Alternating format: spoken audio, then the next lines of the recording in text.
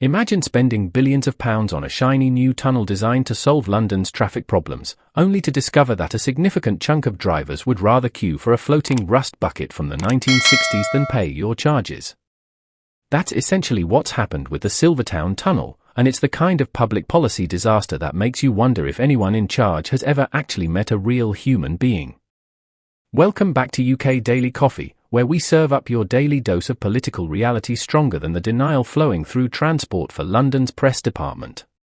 I'm here to break down how a supposedly revolutionary infrastructure project has managed to turn into a masterclass in why you should never underestimate the British public's capacity for creative rebellion.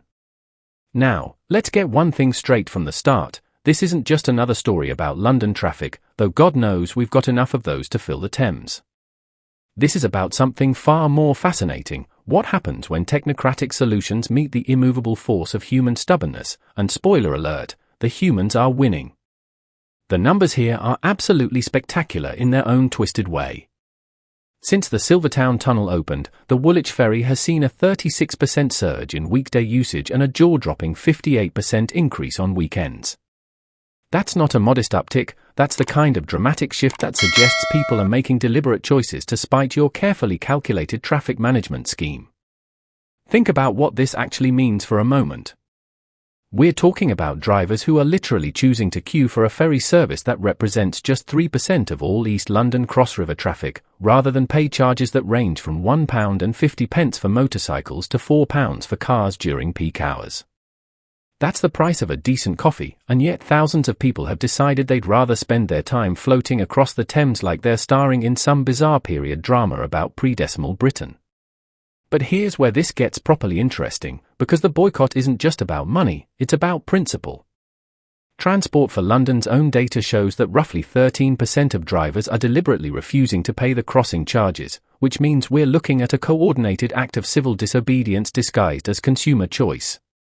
These aren't people who forgot to pay or couldn't figure out the system. These are motorists who've made a conscious decision that they'd rather face penalty charge notices than legitimize what they see as highway robbery. The response from TfL reads like something from a corporate communications playbook written by people who've never had to explain to their boss why they're late because they spent an hour queuing for a ferry. They're talking about deploying additional staff to manage traffic during peak periods and reviewing how to provide improved real-time information, as if the problem is logistical rather than philosophical. What makes this situation even more delicious is how it's exposing the fundamental disconnect between transport planning theory and transport user reality. The tunnel genuinely works from a technical perspective. Journey times on the A102 approach road have fallen by 70% during morning peak hours, average speeds have increased from 9 miles per hour to 30 miles per hour, and unplanned Blackwall tunnel closures have dropped by 39%. By every measurable metric except the one that actually matters, public acceptance, this is a success story. Yet here we are, watching thousands of drivers choose inconvenience over compliance, turning the Woolwich Ferry into London's most unlikely symbol of resistance. It's like watching people choose to walk up broken escalators rather than pay for the lift, except the escalators are floating and occasionally break down in the middle of the Thames. The ferry service itself is struggling to cope with this unexpected popularity contest. TfL acknowledges that even modest increases create significant operational pressures because the service has limited capacity. They're having to turn away cyclists from the cycle shuttle service due to capacity constraints, which is the kind of problem you'd expect in a developing nation, not in one of the world's major financial capitals. But let's talk about what this boycott really represents, because it's bigger than just transport policy. This is a perfect example of how governments can be technically correct while being completely wrong about human behavior. The charges aren't unreasonable by London standards, the discounts and exemptions are relatively generous, and the infrastructure genuinely improves traffic flow. Yet none of that matters if people fundamentally reject the premise of what you're trying to do. The discount schemes TfL has implemented show they understand the economic arguments. Approximately 3,500 residents have registered for the East London low-income discount, which provides a 50% reduction for those receiving certain benefits. Over 1,000 vehicles are registered for the business discount scheme, offering eligible small businesses, sole traders, and charities a £1 reduction on standard off-peak charges. These aren't token gestures, they're genuine attempts to make the system fairer. But fairness isn't the issue here. The issue is that charging people to use infrastructure they see as essential public services feels fundamentally wrong to enough people that they're willing to inconvenience themselves to avoid it. It's the same psychological resistance that makes people choose slower routes to avoid toll roads, even when the financial logic doesn't add up. Mayor Sadiq Khan's response to this situation is particularly revealing. His focusing on the technical successes, reduced congestion at Blackwall Tunnel, increased public transport uptake on cross-river bus routes by 160%, improved journey times for those who do pay. He's treating this like an engineering problem that can be solved with better data and clearer communication. What he's missing is that this isn't an engineering problem, it's a trust problem. When people choose to queue for ferries rather than pay tunnel charges, they're not making irrational economic decisions. They're making perfectly rational political statements about the kind of city they want to live in and the relationship they want to have with their government.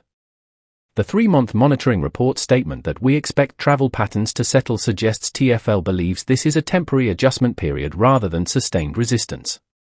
But that assumption might be spectacularly wrong. If anything, the weekend surge in ferry usage suggests people are discovering that avoiding the charges is actually quite satisfying, turning what should have been a simple transport decision into a form of recreational protest. This brings us to a larger question about infrastructure policy in modern Britain.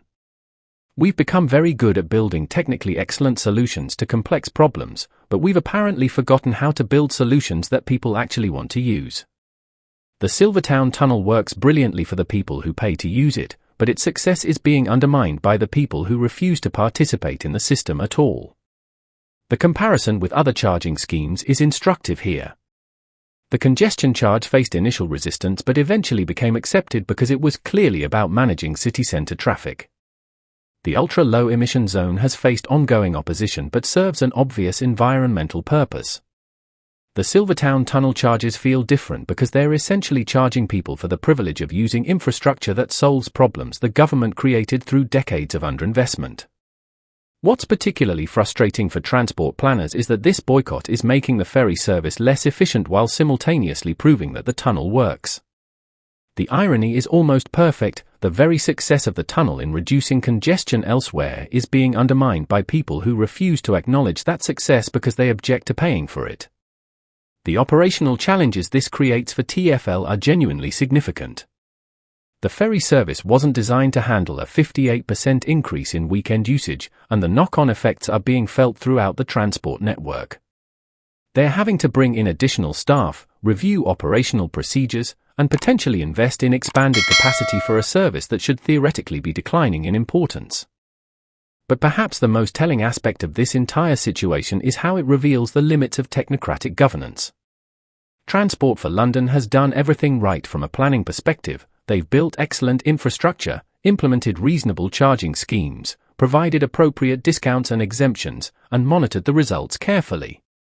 Yet they're still facing mass non-compliance because they fundamentally misunderstood the political economy of transport charging. The reality is that every time someone chooses to queue for the Woolwich Ferry rather than pay tunnel charges, they're casting a vote in a referendum that TfL didn't realise they were holding. It's a referendum on whether Londoners accept the principle of charging for essential infrastructure, and the early results suggest the answer is a resounding no from a significant minority of users. This isn't going to end well for anyone involved. TfL will either have to accept lower compliance rates and reduced revenue, or they'll have to increase enforcement and turn this into a genuine confrontation with motorists. The ferry service will continue struggling with capacity issues it was never designed to handle. And thousands of drivers will continue spending their weekends queuing for floating transport because they've decided that inconvenience is preferable to capitulation. What we're witnessing here is the collision between rational transport planning and irrational human psychology, and as usual, psychology is winning. The Silvertown Tunnel may have solved London's traffic problems, but it's created an entirely new problem. What do you do when your solution works perfectly except for the minor detail that a significant portion of your customers would rather float across the Thames than pay for it? So there you have it, the Silvertown Tunnel boycott, where Britain's finest transport planners discovered that building better infrastructure is the easy part, and getting people to actually use it is where things get properly complicated. It's the kind of policy disaster that makes you wonder whether anyone in government has ever tried to explain to their neighbours why they should pay extra charges for services they used to get for free. That's your daily dose of transport chaos from UK Daily Coffee, served with just the right amount of bureaucratic bewilderment. If you enjoy watching expertly planned government policies collide with spectacularly stubborn public resistance, make sure you're subscribed because we're covering these beautiful disasters multiple times daily.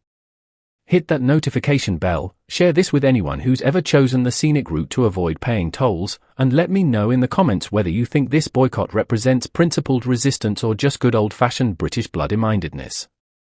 Until next time, keep your travel routes flexible and your faith in transport planning appropriately skeptical.